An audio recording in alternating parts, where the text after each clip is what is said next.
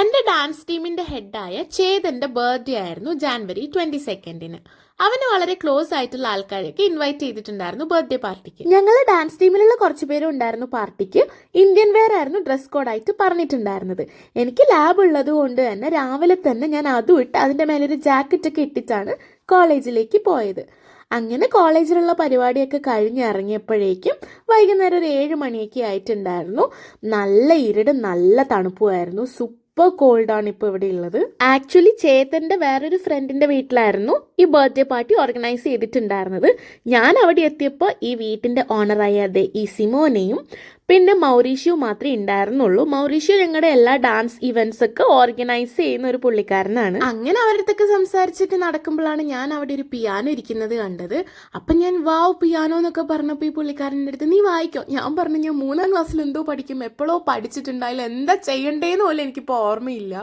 അയാൾ വായിക്കും എന്നൊക്കെ പറഞ്ഞ് ഞാൻ അവിടെ കുറേ സമയം ഇരുന്ന് കുത്തി കളിച്ചു. പിന്നെ ഞാൻ ചോദിച്ചു നിങ്ങൾ എന്തെങ്കിലും വായിച്ചു തരുമോ എന്ന് ചോദിച്ചപ്പോൾ അയാൾ എനിക്ക് 3 സോങ്സ് ഒക്കെ വായിച്ചു തന്നു. നല്ല രസമുണ്ടായിരുന്നു കേട്ടിരിക്കാനായിട്ട്.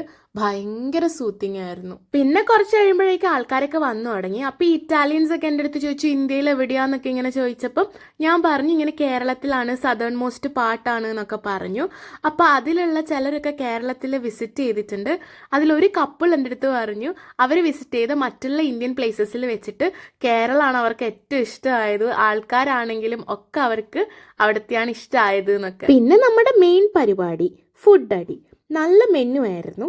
ഇഡ്ഡലി ഉണ്ടായിരുന്നു, ചട്നി ഉണ്ടായിരുന്നു, പിന്നെ കുറേ ചിക്കൻ ഐറ്റംസ് ഉണ്ടായിരുന്നു, റൈസ് ഉണ്ടായിരുന്നു, ദാൽ ഉണ്ടായിരുന്നു, പൊറോട്ട ഉണ്ടായിരുന്നു.